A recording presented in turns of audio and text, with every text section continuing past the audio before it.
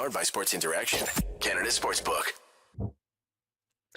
Hello, Leafs fans, and welcome to Game Over Toronto. My name's Harnish, and I have my constant co-host with me, Armaan. And we have the unfortunate duty to break down this absolutely horrendous game against the Golden Knights. This was not fun at all. But before we go into the heartbreak and bring out the pitchforks, let's channel some happy thoughts. I just want to wish everyone who celebrates a happy Diwali. I hope you have a great day with your family, your friends, your loved ones. And yeah, but one other thing, I know this is a hockey podcast, Armand, but I'd be remiss if I didn't shout out my Cricket India team. We It's took Diwali, on I'll allow it. Hey, listen.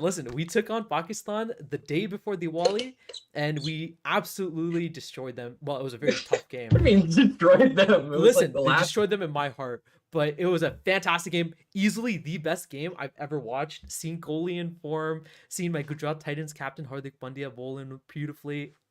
I'm going to point out the coldest take you've ever had. What? Harnish doesn't like baseball because he thinks it's boring and slow, which is fine. He's a zoomer and he watches things on like 2x speed because he has you have the attention fish.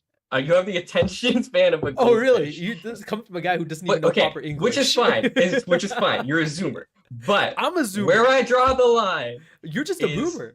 Thinking baseball is boring and then loving cricket as much as you do. This is a boomer take, okay? You stay up on weekends to watch the Gujarat Titans in the IPL. Hey, who won? Oldest take. My team. That's my your team, I baby. want Iguodala take. Thinking baseball is boring and then loving cricket. Hey. Harnish went to a Jays game and then in the bottom of the ninth we were down 1 run and he left. Okay, and then that was we not my fault. won. That was not my fault. That was not my fault. That was our friend's fault. And then our he has friend, the gall to come back and be like, "Oh my god, boring." shut the hell up." Anyways, we left happy because our Diwali. friend told us to leave. You're Happy really here Diwali to shit disturb, everyone. right? You're here to shit disturb. Let's talk about this shit show of a game. Yeah, let's get back into the podcast. But before we get into it, first and foremost, we got to shout out our sponsor, Sports Interaction, for their continued support of Game Over. Want to bet? You can do it at Sports Interaction, Canada's sportsbook. Football continues, the World Series is around the corner, and they have dropped the puck on hockey season. Bet pregame, live in play, or on one of our many prop bets. Made for Canadians, by Canadians. Sports Interaction makes it easy to deposit, play, and cash out. Join now and see all sports betting has to offer. Head to sportsinteraction.com/SDPN. That's sportsinteraction.com/SDPN. Ontario only and 19 and older, please play responsibly. Now, Armand, where do you even begin on this game? There's so much that has gone wrong. And when we were talking about some of the topics, I didn't know how to start this off, but I guess let's start off from the start of the game, right? This has been a consistency. We've started the game slow every single game for the past like 5 games now, right? We've been letting off we've been allowing power plays. We've been going on the penalty. We've allowed power play goals. We've just started the game slow, frantic, and honestly sloppy. So what's your thoughts on that? Because it's a worrying trend now. Yeah, definitely. We've given up the first goal in our last 5 games. Slow starts have been a problem for us for quite a few years, honestly. So, it's not a good trend to have. Against Vegas, took a penalty 2 minutes in, gave up a power play goal within 4 minutes. We gave up really 2 power play goals because Kessel scored first, and then that was taken away from him. But yeah, we were outshot 8-1, giving up 3 pretty grade A chances while generating a grand total of 0.02 expected goals within the first 10 minutes. We were dominated in shots and expected goals, and that was this game. Last game against Winnipeg, we played well, but we still gave up a goal within 4 minutes due to a defensive breakdown, and we took the first penalty 7 minutes in. Against Dallas, we were outshot double in the first period. We were dominated in expected goals. We got scored on 14 minutes in and took a penalty 5 minutes in. Against Arizona, we won't even get into that game. It was a complete... Thank you. I don't even want to bring that up. But again, power play goal, first period. Ottawa, penalty 8 minutes in, power play goal given up 9 minutes in. Washington, even though we had a great first period, we again took the first penalty 2 minutes in. Montreal, again, scored first, but we took 3 penalties within the first 13 minutes and the first being 2 minutes in. This has been the standard for all 7 games this season, and it is not acceptable. Honestly, you are the Toronto Maple Leafs. You have skill. There was a clip that was posted on, I think, TikTok Tomar of Keefe telling, like, on the bench saying, just effing skate. We need to skate. If you have to tell a group of professional NHL players to skate, something is wrong. That is the most basic instruction. Just like, what are you doing? What are you doing? Why can we never start on time?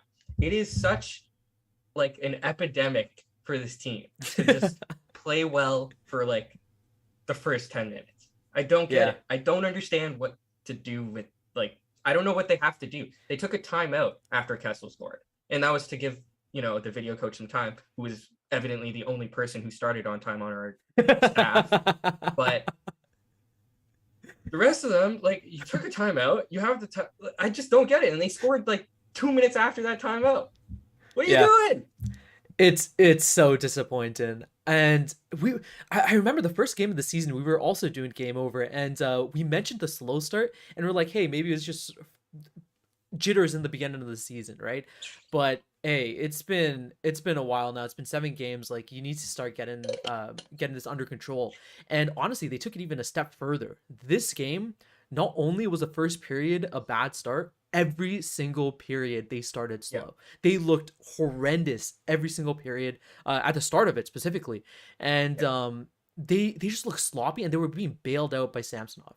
Like, last hardcore. game, these last couple of games, Samsonov has been bailing the absolute crap out of this team. And the only reason we were even still in this in that third period, or up until that third period, I should say, was because of Samsonov. Samsonov gave us a fighting chance for his players to realize that they're the damn Leafs, and they're hockey players, professional hockey players that know how to play this damn game. If it wasn't for him, this would have been a massacre. It wouldn't even be close. Yeah, Samsonov, if we managed to pull off a win by any, like, no matter what happened, Samsonov would be the first start.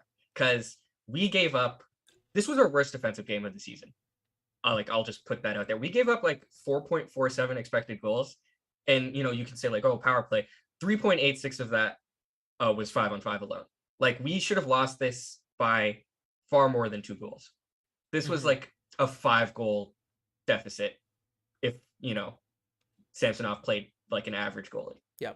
It was a horrible game defensively. And like, expected goals is like just one thing, but like, if you actually, watched the game, it was worse than the expected. Like, I thought we gave up more than the expected goals would say, within context, because a lot of that was 2-on-1s and stuff that you can't count for through expected goals because it's, we don't have position data. But yeah, it was just awful. There was constant defensive breakdowns, constant like breakaways. The Vegas split the D so many times that game. That was like our defensive core's worst game. Like, Brody had an awful game. Yeah. Awful.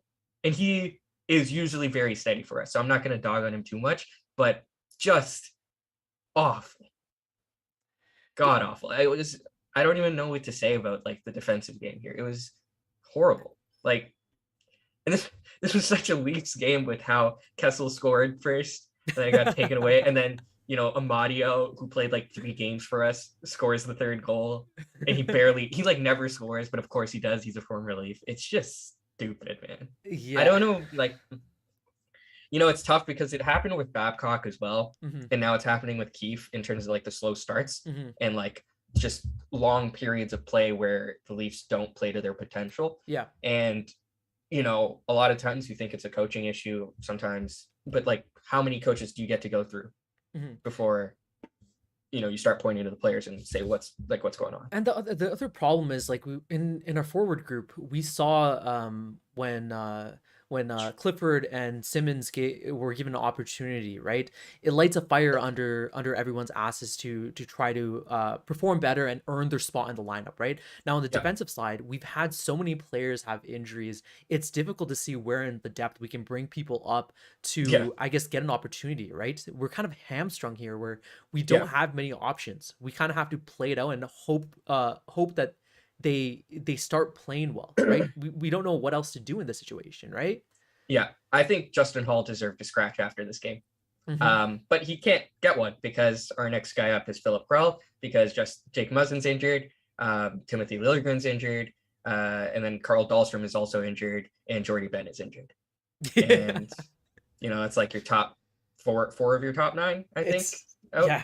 And isn't this such classic Leafs though, where it's just one area of our team has to have some like crazy injury going on where we're just hamstrung on players, right? Yeah. But honestly, speaking on like the whole Simmons and Clifford being in, Engvall got put into this game after being a healthy scratch. He was way too tentative still. Like Keefe before last game talked about how after the injury, Engvall was skating too tentatively. And there were a lot of puck battles that he shied away from. And Engvall is 6'5". He's got a long reach. He can, he's actually good at puck battles. And, seeing him not engage in those was very disheartening to see after he just got scratched. Yep. I want to see a lot more from Engvall. From that perspective, and this was not a particularly good game from him. We'll see where Sheldon Keefe goes with the lineups and try to shake things up. I mean, we have some time before our next game. Our next game's on Thursday, so run these players through the bag skate. You don't get any days off in Vegas here. Run them, bag skate them every day. Run them through hell. Like just give them absolute hell at this point. That's the only way. But let's talk about a little bit of a shining point and the little scare that we had in that third period with Tavares. That second line looked phenomenal, first of all, as they consistently look offensively, at least. Yeah, not defensively. But offensively, exactly. They did look phenomenal. Yeah, and Tavares has been a pivotal part of that line, right? So seeing him get an injury was very, very worrying. He took a shot to the knee, and he didn't put any weight on it at first. Yeah, he was down for a long time, and even when he was getting pulled back to the bench, absolutely no weight. Even when he was getting pulled, lifted up to the locker room, he was in a lot of pain. Now, the one good thing that Leafs fans can look at in this is at least he came back out and he skated, but man, did that look scary for the time that he went off. It looked really bad. Yeah, Tavares is very integral to our team, especially right now with Matthews and Marner kind of being a little snake bitten, to say the least. At least Matthews also kind of scored today, and it just didn't go in. So it is what it is. But Tavares and Nylander and Robertson, that line has been pretty electric offensively, and they scored again today off of a very, very good play by all three of them again. Nick Robertson with a very solid secondary assist. He fought for that really hard. So really good to see that in a player. I think a lot of people think badly of the Toronto Maple Leafs when it comes to people who have that drive, at least. I think a lot of discourse surrounding the Leafs is about how they're soft and whatever. So Robertson being 5'9" and just fighting for his life every time he goes into a puck battle is really good to see. But speaking for John Tavares, he is firstly our captain, so most important thing. But also he's really good at hockey. He's one of the most underrated players. Like, I don't know what people are. I understand that he's getting paid a lot of money, but he was a UFA. That's gonna happen. Why are people like talking about how he's I saw shit over the summer talking about how like he made the team worse when we signed him because of like cap stuff. And it's just like, it's John Tavares. Like I understand the argument. I really get the argument because it's $11 million in your cap that you can't allocate elsewhere. But it's John Tavares. And listen, okay, just a quick interjection. Like even the cap issue, we didn't know that COVID was going to happen. The cap was Yeah, projected to go up. Like yeah, realistically, we can give flack to Dubas for giving these crazy contracts, but in his mind, the contracts were going to go up, or the salary was going to go up, the cap. it's a So risk, yeah. and Anyways, we got screwed by it. But it's I very think it's hard to. revisionist history. Anyways, I like agree with that. Actually, I yeah. do agree with you 100%. But yeah, so Tavares going down would be pretty detrimental right now, specifically because our first line isn't doing too hot and our second line is doing very hot. So, kind of throwing a wrench in there would be pretty bad. So I'm very, very, very glad, not only for his health and his wellness, to see him kind of come back to the bench and take a few shifts after that as well. That kind of leads me to believe there's no structural damage. Mhm. Fingers crossed. Yep. And it was just pain because that it was a slap shot to the knee. Like I'm sure it hurt quite a bit. So I don't know what how he came back so quickly, but I'm glad he did. Hopefully it was just a bruise or something like that. But if he misses time, it'll be a bit tough. Yeah, exactly. We'll see how that goes, but I guess we do have at least a player in the wings waiting for a shot to come back, right? Yeah, Dennis I've been Mulligan, exactly. I've been a huge fan of bring him Mulligan. back. I think he deserves it regardless, to be honest. Yeah, I think. after this game, Oh after yeah, this yeah. game, yeah, Shake it up. 100%. Shake the lineups up, man. uh, Like that bottom six has not been good for the entire season. Like we need a shakeup. We mhm. just need a shakeup. So yeah, Mulligan was playing with Nylander and Robertson in the preseason when Tavares was injured. So I'm curious if Tavares does require some maintenance time after this game. What line they kind of move towards. Um, I think a lot of people might think Kerfoot comes up to that second line because he's played on the wing before in the second line and he's a center as well. So he could play the 2C role as well. Mhm. But I think Nylander is ready for that center role on the second line in pinches, like if John Tavares is injured. And Robertson and Mulligan kind of showed some chemistry. I'd like to see that. We'll see how it goes. Hopefully we don't need to make a lineup change on the second line because Tavares, Nylander, and Robertson has been working very well. So it's good to see, especially because last season as well. Like I think last year when in the playoffs, I made comments about the Tavares Nylander line like not working chemistry wise Mhm. because when I was watching them last season, even when they were both individually really good, there was this weird thing where it's just like they didn't look to gel very well last season. You know what I mean? Like even though they both individually played well and put up points, it felt very like individual efforts wise. Yeah, Whereas yeah. like when you looked at Marner and Matthews when they were playing at their best, like they were just a dynamic duo. You know what I mean? Mhm. Mhm. Rather than like two individually very good players. This year, I have not seen that at all. Tavares and Nylander are connecting so much, and they know where each other are constantly. And Robertson has fit in so well with that line, kind of being this like small energy player who's got an amazing shot, like Yep. sniper. So, yeah, that line was the one good point outside of Samsonov Mhm. playing fantastic as well. But yeah, there's very little nice things to talk about in this game, honestly. Like it was like 89, 90 people are watching this right now.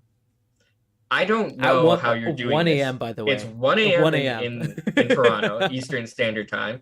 If I didn't have to do game over, I would be asleep right now, probably crying myself to sleep, getting ready for work tomorrow. I don't know why you guys are here, but thank you guys, because I don't know how you guys go through that. That's stupid, man. I would not be watching a post game show right now. Hey, this is how you know they're true fans, eh? Yeah, They're here through the thick but of it. yeah, it was a very tough game, and outside of the like last 10 minutes of the first period, and then the Nylander goal, there weren't any bright spots. Yeah. Now, Like just nothing. I did want to quickly touch on Matthews, right? Because he seems like he's a little snake bitten. He's had one goal and have I believe it's 1 goal this season so far, right? Yeah. So he's on pace similar to what he had last season, where he had another slow start, right? Yeah, Now but last he season was he had injured the last wrist season. injury. Exactly. Yeah. So that's what I wanted to get to is what do you think is going on with him right now? Do you think he's just snake bitten? Do you think he's not getting some great shots? Like, what do you think is happening to cause this? Well, we talked about it last game as well because he had like 3 assists last game or something like that, and he played really well, but he never scored. And he fanned on a shot that was like 99 times out of 100. Matthews scores those. And again today, like he had a worse game than last game, of course, but today he nearly scored in the first period, and it like I don't know if it hit the post or if um the goalie made the save there, but it like he was a millimeter away from scoring. It looked like there's part of it I think is that he's snake bitten, but he's also taking shots from like the blue line, which like on the power play. He did it a couple times, and I was like, is he searching for it too much? Like, well, is there a timing thing that's off of it, and he's kind of going through a slump, and that's causing a psychological, mistiming of when to shoot, what to do, etc. Like some stuff like that. Because Matthews is a fantastic scorer, but some of the shots he was taking were a bit suspect to me. He'll get over it. It's Auston Matthews. He scored 60 goals last year after getting one in the first 6. Like I forgot what the pace was in his last 50 games, but it was insane. It was ridiculous. So Yeah. he's not someone I worry about, like for a full season perspective. It's just sort of right now he's a bit snake bitten, a bit, off his game potentially. But he's still playing well. He's still back checking. His defensive game is still pretty solid. And he's getting chances. It's just a matter of when one goes in, I think he'll get hot, and the same goes for Marner. The thing about Marner that I worry today about off the bar more, too. yeah, off the bar. That Yeah. was so unlucky off the breakaway. Sorry, Yeah, continue. no, the thing I worry about Marner is when he gets into a slump, you can kind of see his body language change a little. You don't see that too much with Matthews. But Marner is at his best when he's playing like himself and he's having a lot of fun. When he kind of went through the slumps he's gone through in his career, you could kind of see him get down on himself. And that's something that I worry about a little, especially because like we had a change, like Greg Harden, who was our performance, I don't know what his official title was, but he worked with Marner last year regarding his mental game, is no longer on the team, I believe. I'm not sure what happened, but I didn't see him on the staff page. So I don't know if he's going to be on the team. I don't know what the situation is, but I was kind of curious about that because I think Marner definitely benefited to having someone like that to talk about his game with. But honestly, we haven't, like, it's pointless for us to talk about it. We have no inside information, and it's obviously very inside information, but Hey, but we it's can something speculate. yeah, it's just something that I was curious about more so than anything. And it's just like, Marner like is an amazing player. He's probably gonna get 90 points even in this season if he plays a full season and doesn't get injured. So I'm not worried about him. We know that first line works. We saw it for a full season. It's just a matter of them getting into it and getting into a rhythm, which I think they need to do. Definitely. This game, I thought they were not very good. So yeah, it is what it is. No one was really good this game other than Samsonov and Tavares and Nylander. So yeah, we had a couple shining stars, but yeah, definitely a little somber on that. But yeah, for everyone, I hope you guys are enjoying the episode so far. Make sure you're liking, you're commenting, you're subscribing, hit the bell notification. We got a ton of great great shows that we have on SDPN.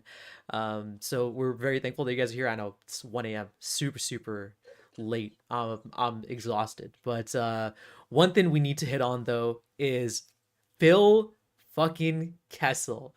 Phil Kessel tying the Ironman with Keith Yandel for his 989th consecutive start. What first of all, what better game to play that or have that game against than with the Leafs, where he had half of that. Exactly, half of that start has been with the Buds. But to put this into context, this streak started in 2009. I don't think you guys understand like how ridiculous that is. That's over a decade that he's been started in every game consecutively, and this Yeah. includes like the Pittsburgh runs where they had the long runs in the playoffs and whatnot, right? Um, this is unprecedented. This is crazy, and honestly, well fucking done, Phil Kessel. Like he got a lot of flack over the years for a lot of shit, but I am so happy that he reached this milestone, and I just feel a little sad that he got his 400th goal taken away from Take it him. away. And then That they would've been scored right so after sad. anyways on the power play. Like, just why? That would have been Why so is the good. offside review a thing? Give it to him. Yeah, Phil Kessel, he had a pretty tough go in Toronto. But I think most Leaf fans, despite that kind of era of the Leafs, really love Kessel, and he 100% deserves that love. He is He's a an Leafs incredible legend. player, and 2 cups right after leaving the Leafs, just classic. But yeah, 989 games straight without being injured or scratched is incredible. Yeah. And I don't want to take anything away from Yandel because he did this last year. But coming up to the end of that streak for Yandel was kind of a situation where he was getting in games because of the Iron Man streak. You know what I mean? Like he wasn't performing particularly at an NHL level, but it would be kind of a dick move to take him out when he had the streak going. Phil Kessel deserves to be playing still. He's still a good player. He's still a really solid force on the ice. He's got a sick shot. He's fast. And yeah, just to have that durability playing the minutes he does is really, really impressive. Very few people can do that. We're all kind of sitting back waiting for the next injury to our Leafs players. So it's something that I think we took for granted when we had Kessel in the league. We're sitting here with like 4 injuries to our defensemen. It's common to get injured in the league. So to go 900, that's almost 1,000 games, and I really hope he hits 1,000 and just soars past that. Yep. Incredible classic player. Phil fashion as well. Incredible player. One of the most fun players to watch in an interview, to watch play. Like he's just really he's great on the mic. Speaking about that, I guess I want to get your favorite Kessel memory. I'll give you a minute to think about that. But for me, honestly, like there's been such great Kessel moments, like that All-Star game where he was picked last, got the car for being picked last. There was that, but honestly, the cup win where he was eating hot dogs out of the cup, chef's kiss, beautiful meme. I absolutely love that, and that just shows you like that's just classic Phil, eh? Just saying fuck you to all the haters and just eating some dogs, having some fun. Yeah. And I forgot who it was who asked it. I think it was Pierre McGuire when he was like, "How's your breath?" because he was panting, and then Phil talks about like needing gum or something because he thought he was talking about his like the smell of his breath. That was hilarious. But all my favorite Phil moments, even though he was such an electric player to watch on the ice, have nothing to do with his on-ice play. It's just purely his personality and how he carries himself. Like one of my favorite moments from Phil was we were playing Buffalo, and John Scott, who's like 6'7", 250 pounds, an enforcer of his time, picks a fight with Phil, and it ends up in like a line brawl. But Phil just kind of skates away and just like circles John Scott as he's like trying to follow him and starts slashing him at the ankles with a stick. I love that. That was hilarious. Phil's a national treasure. I love him so much. Both in America and Canada, because he's American, but I'm considering him a Canadian national treasure. He's played for Toronto. At the very least, he's a Leafs treasure. Yeah, we will value him forever. or the tweet when in the Olympics, the U.S. Olympics. Oh yeah, that was so funny. He wasn't taken in the game. Yeah, he wasn't taken. Oh, I'm sitting here with my dog. I think I should be doing something here. Yeah. Oh, what a legend. I love him. I feel like he's just one of those guys that are just like unintentionally fun, just natural. It just comes to him naturally. Yeah, fucking fantastic. Great On and off the ice. I love you, Phil. I really wish he scored. He deserved it. Yeah. I would have rather lost 4-1 and have him get that goal than Dude, I was lose so 3-1. excited. That was a shit game anyway. So Exactly. like, just put him in. We didn't do anything with the rest of it. So just like give him the empty net. We should have just passed it to Phil on that power play at the end. Just let Get him on the sauce it PK, in. just give it to him. Let him get his 400. Carry on. We didn't do anything with it anyways. We were just passing back and forth for 2 minutes, down 2 goals. Hey, it is what it is. he'll get us soon anyways. But yeah, it's game 7. We got like 70 more to go. So exactly. Yeah. Hopefully they can figure it out. Yeah. But yeah, I think that's gonna do it here for us. Thank you to everyone again for staying up late. It's nice seeing you guys, seeing a lot of the familiar faces in the chat. And yeah, this was a disappointing loss. We got some time before our next game against the Sharks. That's going to be on Thursday. So make sure you tuned in for that. That'll be a 10:30 game. So even later. Exactly, yeah. But so we will be there covering it. You're used to it by now. And one thing, Keith, just run these players through the fucking mud. Yeah, please. you got 3 days. Yeah. 3 days to get their act back together because Jesus. That was horrible. Like no days off in Vegas. I'll say that much. Like Keith better not give these guys a day off tomorrow. Like I do not want to see that. Yeah. You're back at practice. You're bag skating. That was a dog shit effort. Like, come on, get back into it. Well, we'll see. Hopefully they perform better against the Sharks, but we'll see. But that's been it from us. Thank you guys for watching again, and we hope you had a great I guess like episode. You guys hope you had fun.